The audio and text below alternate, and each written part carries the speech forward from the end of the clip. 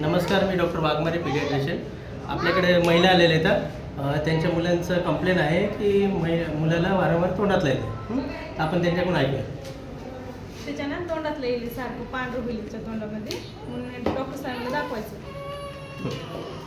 हां, तर काय होतं की मुलांचं वारंवार तोंडात येण्याचं नेहमीचं जे कारण असतं म्हणजे काय की प्रत्येक वेळी बाळाला फिडिंग केलं तर महिला काय करतात, बाळाला तसंच झोपी घालतात. त्याच्यामुळे काय होतं की बाळाच्या तोंडामध्ये थोडं रिमेनिंग दूध राहिलेलं असतं किंवा टंगलं दूध चिटकलेलं असतं. त्याच्यामुळे काय होतं, त्याच्यामध्ये फंगस ग्रो करायला लागतं. म्हणून बाळाला वारंवार तोंडामध्ये अल्सर्स येण्याचं किंवा वाईट दिसण्याचं किंवा फंगस किंवा कॅन्डिडियासिस किंवा ओरल थ्रश म्हणतात. तर हा असा प्रकार नेहमी होतो. मग आपण हे कमी करण्यासाठी काय करायचं, तर प्रत्येक वेळी बाळाला दूध पाजलं तर आईला सांगायचं की स्वच्छ कपडा घ्यायचा, पाण्यामध्ये भिजवायचा. जसं की आता हा कपडा आहे समजा, स्वच्छ सुती कॉटनचा कपडा घ्यायचा, पाण्यात भिजवायचा.